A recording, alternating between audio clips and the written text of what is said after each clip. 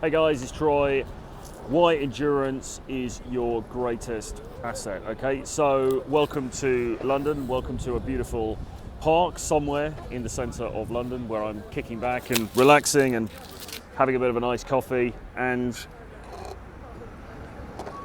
I've just been to the gym and I've been listening to an audiobook by David Goggins. It's the book called Can't Hurt Me, which was recommended to me and to his viewers by James Tusk. And I've been listening to this book for a couple of days now, and I'm not going to lie, the way it starts off, it's pretty painful because David Goggins, and some of you may have read this, if you haven't, do check it out, had a pretty traumatic family life, pretty traumatic background as a kid, and he goes into that in unflinching detail in his book Can't Hurt Me. And yeah, it's kind of unpleasant, really, some of it to listen to. It's unpleasant, some of the stuff that he went through, the stuff that he had to go through. Not great.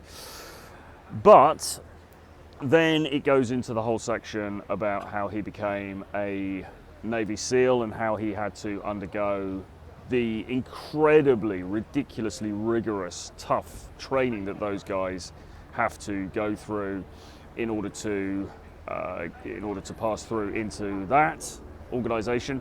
And I'm just at the moment on the part where he is talking about. Sorry, there's a helicopter going overhead, so I don't know if this is going to make like too much noise in the background. Hopefully not. But going on to the part where he is talking about ultramarathons and his experiences running ultramarathons, and the whole thing is really about the ways in which he has pushed himself beyond the limits of what he physically and mentally and emotionally thought that he was capable of, and how he managed to push through those limits and thrive anyway. And as I say, it goes into loads of details about his going through training, the toughest training really in the world, and then it goes on about what he experienced during training for these ultra marathons and so on that he began to do. So I'm not going to talk too specifically about that particular book. I might do a proper review of it when I finished. I haven't finished it yet, but it's certainly been inspiring for me. It's certainly been really inspiring for me. And this topic of endurance, it really resonated with me. And you know, sometimes you read books and the book comes up at just that right moment when there's something happening in your life or there's something in your circumstances, and then you read something or you hear something or maybe you see something on TV or whatever it is, and it just really resonates with you in that particular moment. Well, that's kind of how it is with reading this book now, or listening to this book now. And the thing is, right, I mean, when you read or listen to Can't Hurt Me, it makes you feel like a bit of a pussy, to be honest, because the stuff that he's talking about, the endurance, the toughness, the physical and mental toughness that he needed to go through those things, off the scale. I mean, we're talking about him running marathons on broken legs. I mean, just unbelievable stuff, right? Far beyond anything that physically that I've ever done. So on that level, it makes you feel like a pussy. But the key central message of the book really is that endurance is a key skill, and you can endure far more than you actually think you can. And he's got this concept, the 40% rule. And basically what he says in the 40% rule is that when you think you've reached your limit with whatever it might be, whether that is, you know, running a marathon or writing a book or doing a musical performance or running or, you know, any number of things, right? When you think you've reached your limit, you're actually only at 40% of your full capacity. And the human mind, the human body is capable of so much more than we think. It's capable of so much more. We can endure a lot more than we think. And so the battle that we're all facing is not so much with the externals. It's not so much with the fact that, oh, I'm feeling tired or I'm feeling lack of energy or I'm feeling hunger or whatever. The battle is actually with our minds, because And he has a concept called the governor. So the governor in our mind will say, no, you've got to stop now. You've got to stop now because you've pushed it too far. You've gone too far with this. You're at your limit. But actually, that's just what your mind's telling you. That's not necessarily the truth. And in most cases, actually, your real capacity is far, far, far, far further along than you thought it was.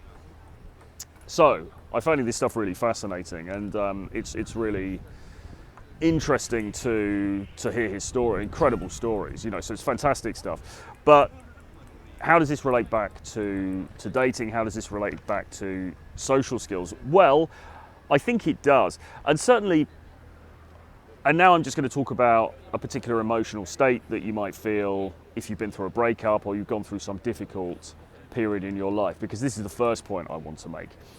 We all go through periods of our lives that are suboptimal. We go through periods of our lives that are difficult to deal with emotionally, okay? And you sometimes will hear people talking about a period they're going through in their lives and they really feel that they can't take any more. You know, they're like, I was at my limit. I took everything I could take. And sometimes it can be easy to feel like that. You know, sometimes we can fall into that trap of feeling like that. But looking at Goggins as an example, the truth of the matter is that we can actually endure a lot more emotionally than we think we can endure. Okay, we can survive a lot more than we think we can survive.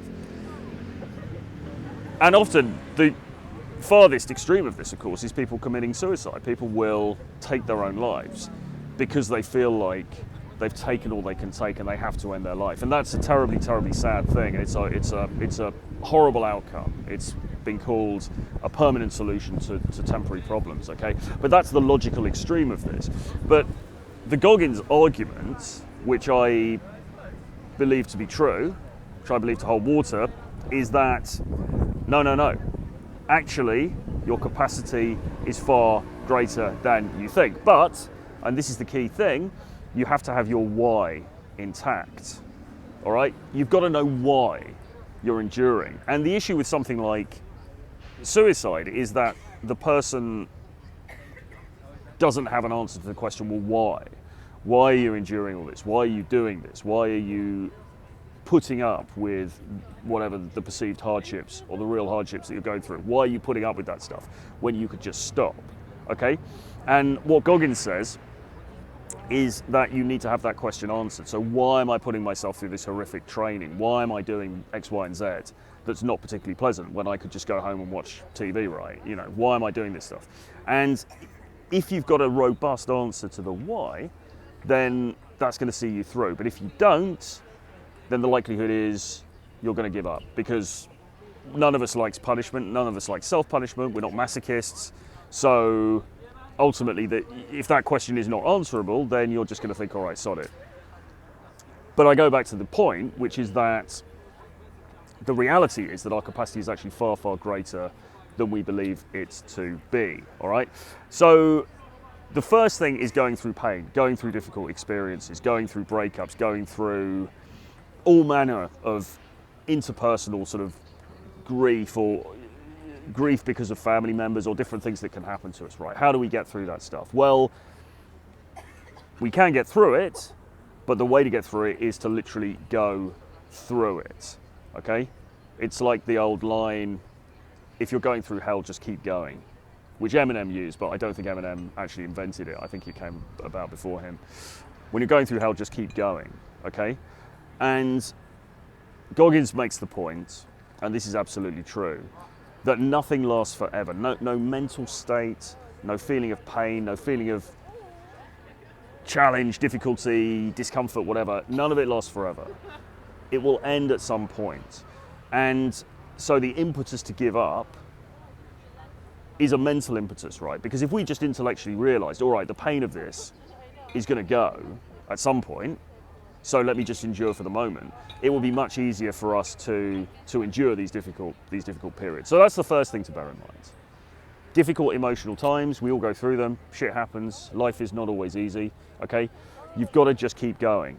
You can survive this, things will change. It may not seem like it now, but they will.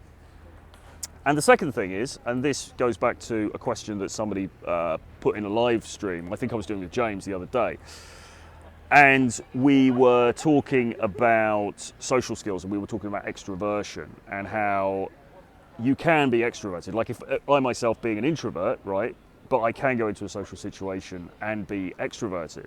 Certainly for a period of time, maybe not for forever, but certainly for periods of time, I can absolutely do that.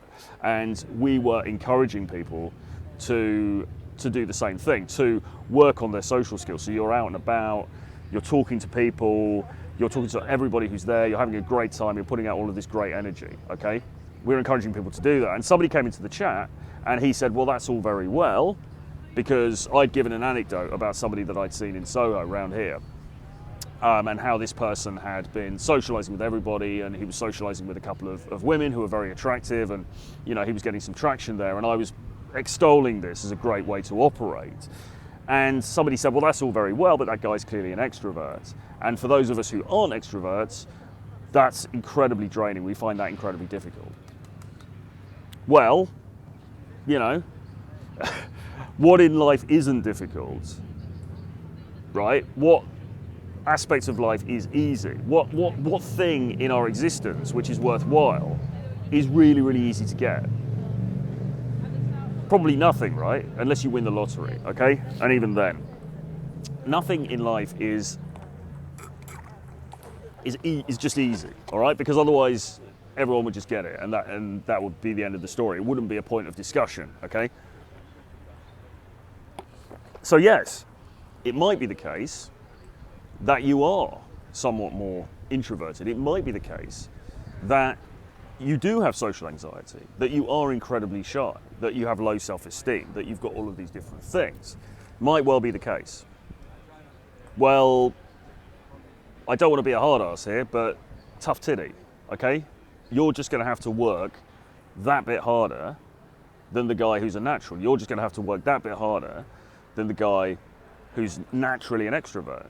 I certainly did, and I'm not holding myself up here to be some sort of role model or anything like that, but the truth of the matter is, as I've said many times on this before, when I was a teenager and in my late teens, I couldn't even hold eye contact with people, right? I couldn't even look somebody direct in the eye, have a conversation with them. Not a guy, certainly not an attractive girl, okay?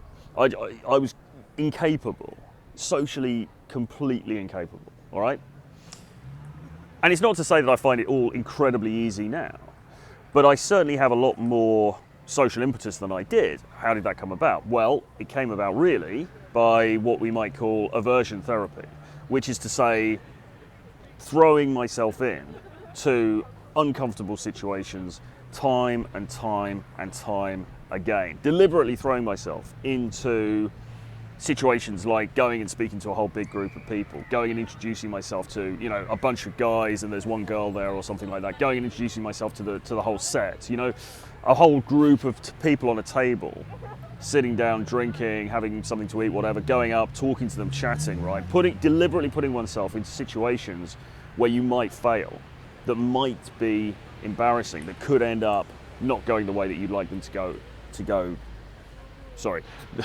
Not going the way you would like them to go. Deliberately putting oneself into those situations time and time and time again. And again, Goggins talks about this in his book, obviously on a much more physically demanding level, but he talks about practicing swimming underwater and, or indeed he had claustrophobia, and he talks about how he got a friend of his at the emergency ward to allow him to go into the MRI machine for 2 hours on these sessions to help him to cure his claustrophobia, okay? And this really, really works well. It's this aversion therapy. It's throwing yourself into uncomfortable situations that you don't like, that are antithetical to your nature, and just doing it anyway, okay? And another concept that he talks about is the idea of becoming calloused, okay? Like when on your hands you get calluses, if you're doing weights, the hands get rough and calloused after a period of time.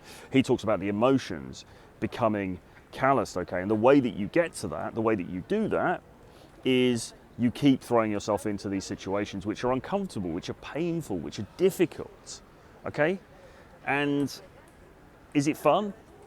No, not necessarily. I mean, he was talking about when he started out, he was overweight and he had to get himself ready for this, going into this training program. And he was running, getting up at 4 in the morning, running a couple of miles, going swimming, going to the gym, running again, blah, blah, blah.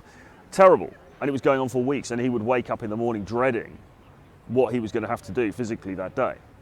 But he would still do it because his why was strong enough, okay? And this is the key thing, and I've been attempting to articulate this now for some time for you guys, which is to say that if you want to have a more varied and interesting dating life, right? If you want your social life to improve exponentially, then you need to sharpen your why. You need to have a really strong why. You need to know why you're doing this, right? And it's not just a question of, oh, well, maybe I want to get a girlfriend, or I don't really know, you know? You want to have a rock solid why. What is your life going to look like? Where do you want to take this, all right? And once you've got that nailed down, then when things do test you, and they will test you, they test everybody, right? You know, you're going to be rejected, you're going to get into embarrassing situations, you're going to sometimes not feel 100%, you know, you're going to, things are going to happen that are going to knock you off course, right? But when those things happen, if you've got that solid why, then you're going to be much more able to weather the storm. But ultimately, there's the why side of things, but there's also the endurance side of things, and there's just the recognition that when you think you're hitting your limit, you're actually not hitting your limit. You can do a lot more than you think you can. Your capacity is a lot greater than you think it is. And often, the way to proceed with these things is simply to keep going, don't stop, feel the pain and do it anyway, which is a little bit of a misquotation of feel the fear and do it anyway, but it actually works in that context as well. Feel the pain and do it anyway, because the voices in your head, what you're being told by your conscious mind, is not necessarily helpful to you, and it's not necessarily true. All right, anyway, there's a lot in that one today. I hope you got something from that. I will be back tomorrow with something else, but in the meantime, if you want to read some of my writing about this stuff, about mindset, dating, social skills, my adventures in those realms, then grab Renegade Dating Blueprint, which is my collection of 11 books on that subject matter. It's in a bundle, a digital downloadable bundle, instant access for just $39. Grab it below. See you guys again very soon. Bye-bye.